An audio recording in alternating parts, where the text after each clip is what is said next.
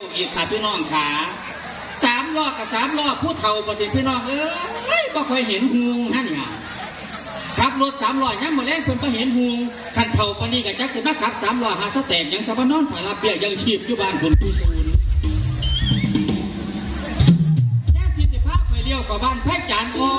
มไปบุรีบ้านดอนสวรรค์ไปเข้าไปได้อำเภอกูเกี่ยวพุ่นโพดบ่หาบ้านหมอลำมาเห็นที่บัดที่นี่โซเฟอร์เฒ่าๆเขาหนีพี่เอ็ดกับบ่เป็น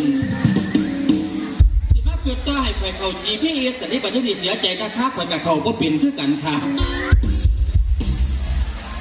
โทรศัพท์ฉันนี่มีใบถ่ายโทรก็ไปถ่ายรูปพระเอกหมอลำตอนนี้เดี๋ยวนี้มาเต้าลิโอกับเต้าเวฟตัวค่ะมากหลายนัดเพื่อนสาวไปมันสั่งแม่มันหยังอยู่ฮะเนี่ยมันคือได้มาหอดเถอะมองผู้สาวยังซ้ำบ่ปูโทรหาเจ้าฝากมันกันน่ะมันหอนเฟซซ้ำบ่ปูนี่นี่ก็ได้นี่ฮัลโหลฮัลโหลพี่จงฟังไงป้ามึงสั่งยังอยู่กูมาตะขวงตะไก่กูจะว่ามาหอดพอแห้งแล้วเอาหอดละจีไอ้พอถ้าได้พร้อมโย่ข้าอยากแรงอยากให้อยากลูกอยากเต่าอยากผัวเห็นนั่นอยู่นั่นกินให้เขาโย่ใช่คือบอกหลายเทื่อหลายที่แล้วแต่เมื่อใดมีหมอลองมาล้ำให้หนึ่งเขาตั้งแต่เวียงตะเด่นโอ้ยตั้งแต่เล่นข้าไปหาของฝากให้ลูกๆอยู่ออกมาจากบ้านไปนี่มาหอดเกินข้างแล้วค่ะหอดเกินข้างเอวแกนอุ้ยว้ายพี่โจจะฝ่ามาจอดรถสะก้อนกูลืมเขาจอดเฮ็ดอีหยังอีกเรื่องเขาเฮ็ดไหนบ้างจอดซื้อเขามานั่งแน่ข่อยลืมเขาโอ้ยแม่น้องซื้อมาหลายๆเลยเด้อข่อยย่านลูกโอ้ลูกเปียกข่อยบ่ได้กินซื้อมาเพื่อลูกในวงน้ำเพื่อจะลูกๆจะของกินยังจะค้ำไปฉันจำเกียวห้องทองมัตตบานเหรอค่ะได้ยังล่ะไปฝากลูกฝากเต้าย้ำป่าแซลมอนกับกุ้งแม่น้ำเผาค่ะโอ้ยกระเทยเผาไอ้เนาะจะของกินข้าวกับแก้วบรรลุประจันได้กินย่ำปากแซลมอนกับกุ้งเผาจะไม่เป็นกระเทยเผาเสียสละค่ะอย่าพูดมาค่ะแต่ก็นั่นเองแหละต้องปากต้องคว้นตัวอี้หนิงกินได้ไหนกูใส่ละสาดนาดนี่พี่น้องเห็นมาตาท่าเงินเห็นตามาตาเชียงใหม่เชียงรายผลจะมีคนเห็นตาไหลกูไปคนไม่ได้ถึงสิมายากชื่อซาเด้อด่าจะเว้นคนละเงินหลายแก่เบ้าดูนี่เขาไม่ได้เบ้าพื้นไผ่ไหนเขาเบ้าพื้นอีหาตุนเขียงหมูเขียงหมานั่นเขาไปหาแต่ตอนเที่ยงมาให้ไปเบิ่งหมอลำเสียงที่6เปิดวงอยู่บ้านคอดอนเทียนเรียนอยู่บ้านปีแรกตอนตะกี้เรียนอยู่โรงเรียนพอจะมาหอดปืนนี่แล้วเท่ากันนี่วันนั้นมาอยู่กว่าเงินเนี่ยว้าไปหูหาหูใส่เพราะอีหานี่มายังไงทำไมไม่ให้ซุ่มให้เสียงมันยักตามคนมึงนี่แหละคุณยิ่เปลี่ยนมึงเป็นจังไหนจังซ่าจังเงินคักเนี่ยเทให้กูถามมึงไงซ่าก็กูนั่งน้ำรุ่นมึงมาอีปอบเต้งหน้าพระจันทร์โดนพระจันทร์เต้งขึ้นแง่คือแม่พี่ด่ากูขนาดพระบาทแจ็คเม็ดอันนี้เต้งขึ้นหน้าขาวเห็ดก้อนว่ากูพูดที่สีปากมันจะมาสีมันยากกูมาเปลี่ยนยกคดีให้พี่ด่าเด้อมึงกูเลยมีแป้งพี่ด่าเป็นไอดอลเด้อมึงได้กูได้เป็นไอดอลมึงแต่งหน้าแบบแอบเอาละดีแล้วนะแอบเอาละดีเนี่ยไอ้บอยซีรีส์ไซน์เนี่ยสวยกว่านี้จะมีมาให้วันตรงเกินดีสิได้ตัวเจ้าของผีมึงเดี๋ยวบ้างหนามึงล่ะบอกเคยแอบเอาละดีจักเม็ดยังสั่งน่ะแต่ตอนหัวปีบุญยิบปอบเล่าไปจากกูนาเลยตุ้นไม่อยากอีกมันกูถามมึงเนี่ยไม่อยากอีกมึงออกมาฟังหลองฟังห้ำกับกูจะจีบผัวมึงประดามึงคือตะขี้ยิบปอบสร้างไปทั่วไปที่มึงจะไปหาบอกสุขคนฟังได้ถักบวกมึงไงน่ะไอ้หนังกูตัวผัวกูอีกฮะคนฉลาดแน่มึงตัวผัวบังไหนล่ะบาดทั้งตัวมันเป็นงั้นก็ดีเลยก็แต่ว่าตัวเป็นงั้นงั้นดีมานาเมียมึงตัวผัวเป็นงั้นงั้นดีผู้ใดล่ะสาวกูตัวผัวกูแม่งตายเอาที่ฮะนี่ไงขอตัวได้ใครจะเสียบให้มูทอกูขอตัวที่ตัวผัวกูตัวแม่มึงตายพ่อก็ตายอีสัตว์ย่านี่แม่นะว้าว ยอมกันมาได้ไม่ใช่สุหาโกรธหาคิวให้มัวมันเป็นแค่คอนเทนต์ตัวผัวเฉยถ้ากูว่าตัวผัวเขาเด็ดเลยมาหามึงจังจี มึงเล่นตัวว่า แม่งตาย ไม่ยังบันอันนี้นี่ผัวกูตัวนี้ฮะ เอ้า ตัวแฟนมาจากไหนเอามาพี่มาขึ้นเอาเงินดูลองมาได้ไปเปิดยูทูบบ้างซะค่ะ ไอ้ยี่นี่มาเปลี่ยนแก้วกับว่าเปลี่ยน ต้นกูก็ได้เงินข่าวมาทั้งที มาฆ่าค่อยเสียงนี่ก็จะเป็นหัวพี่ฮัตตลกมันนี่นะ ต้นกูได้เงินข่าวมาทั้งสี่บาง2-3 มื้อได้เงินข่าวมาลูกท็อป4มารับสายอยู่จากไหนครับ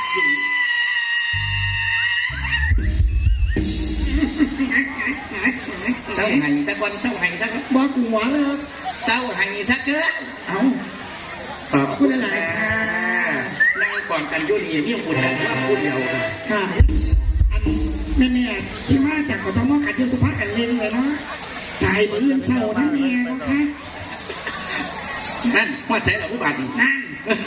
หัวใจระบาด ก็ได้เงินข่าวมาลูกท็อป4มารับสายอยู่จากไหนครับหญิง กินปอบมันก็เรื่องนี้แหละกูพิษกันกับปอบอยู่มาเศร้านี่นะเอามาขาไอ้ปอบนี่นะพิษกันกับปูเรื่องนี้ล่ะ เอา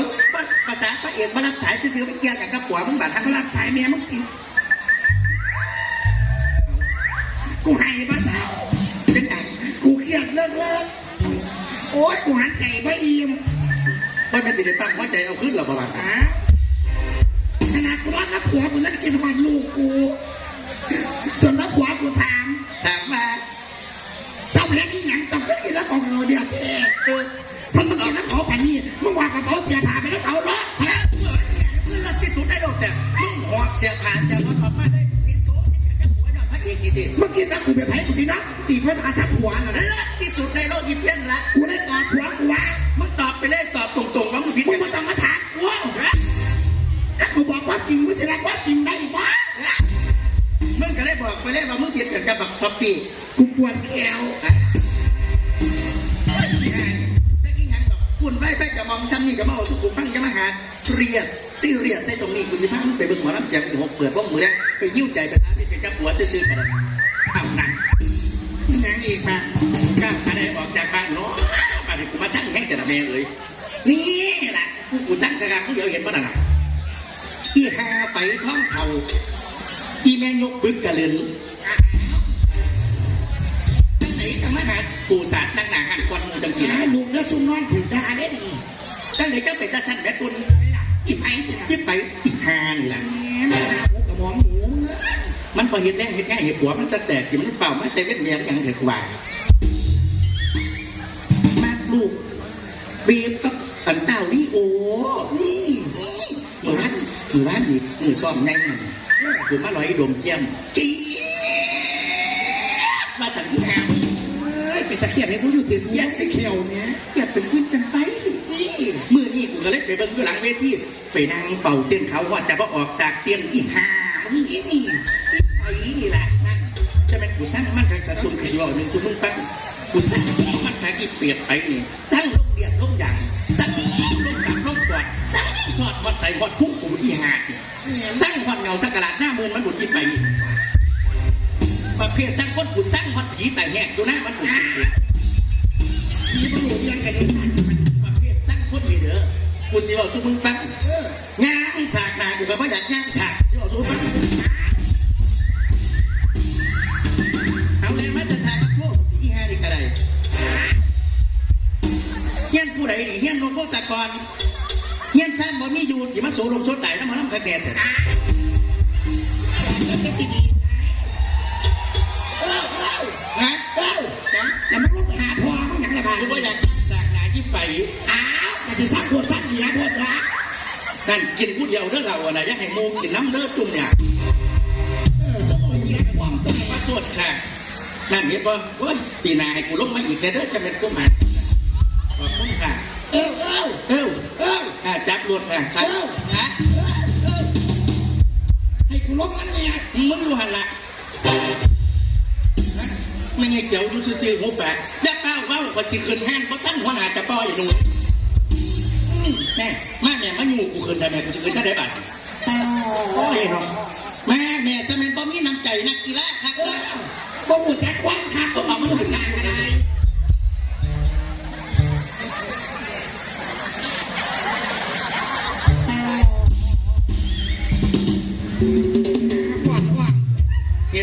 นี้กูโทษนกพวกสกรกับคอนไว้กันแล้วกันละ กด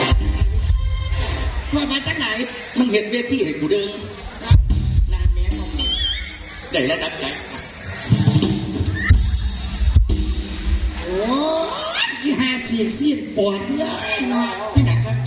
ว่าเมาว่าสั้นเขาว่าอย่างนั้นใกล้เขาเล็กไปไกลไปได้คำว่ามาปู่สาใกล้เขาคือเก่ามีตีสั้นไอ้ไฟตี เอามันอยู่ในระดับสายตา มึงมันจะที่เพราะฉะนั้นมองนี่ มองนี่อยู่ในระดับสายตา เอาที่ดีมันมา เอาอีหลีอยู่ในระดับสายตา ขอตรวจด้วยค่ะ อ้าวอีแห้งแหบใส่มันเอ้ยถ้ามียางบอกกวงก็แพ้ก็มาทกขาขวบหัวกูหีเหลี่ยมมากปะนึงบัดนี้อันนี้เปลี่ยนมามีขวบพ่อฟังขนาดมองนางกวงขวบมือว่าอยากมาสันสาดให้กูไงทวนบัดนึงคือว่าไปปูหมองอื่นสาดก็มาปูหมองนี่พ้นนางอยู่นี่ประมื่นตาเบิ่งตีว่าเห็นตี อันขอโทษด้วยค่ะมื่นตาอยู่ค่ะแต่ว่าเมื่อคืนมาค้นค่ะนึกว่าหมาเถ่านั่งเฝ้าสากค่ะ พี่น้องกระเทยอำเภอกูเกียวนี่น่ารักมากๆเลยนะคะมิตรภูเบามวลๆค่ะปักอีเป็ดนี่มันจะมาเบาปากหมาสร้างเมียมันเท่ เอ๊ะมึงหุบปากเด้อขึ้นชื่อว่ากระเทยนี่มันปล่อยคนเก่งเบิดทุกคนนั่นแหละมึงเห็นอีต้นเดียวบ่ยังมันเมามากมันปล่อยคนกูได้สิปล่อยท่านอยู่หันไม่งั้นต้นหอมต้อกูหนึ่งด่าลงตับลงปอดประสันกูกับปล่อยมันบ่ทันอีหนึ่งเด้อ ผู้ใดอีก อีนักร้องตาขมันพบเพชรดาคนขัดอีหันกินเราตะเต้นที่ปอด ก็ได้ยินแบบมีเมียเป็นพอไส้ ฮะอีห่าเนี่ยเอาโคตรจริงมาบอกเห็นอีปิด ไม่อยากหรอก คือเดี๋ยวมาผู้เดียวค่ะหญิงให้ถามได้เหมือน ไอ้ กัน ถามเนี่ยเจ้าค่ะคือได้แม่ผู้เดียวค่ะพอมีคนโอบตี แม่อีห่าเนี่ยมันบอกพื้น ปุ๊บ จริง ปากฉันไม่ได้มาพูดเดียวกันแล้วกันราคานะครับฉันน่ะ ซึ่งสิมันมีคนเขามาบอกพื้นคนนี้นะ บอกพื้นคนเก่งไรก็ไม่คนโคตรเนี่ย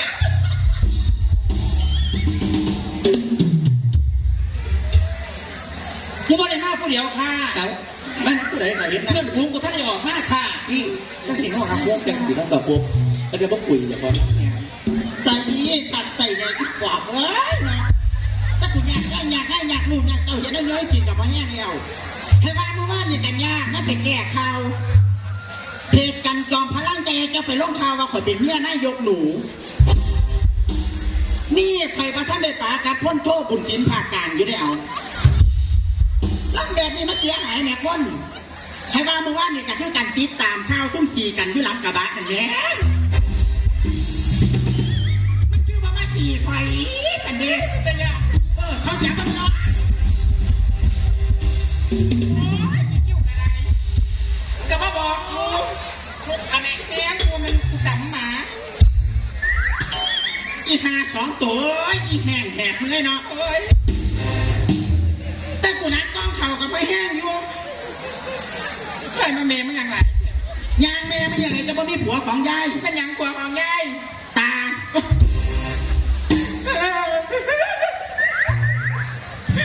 พี่แม่มึงเป็นยังไงกูใต้หลักไปกับห้องน้ำมักนึงจับแขนใต้มักนึงจับแขนหัว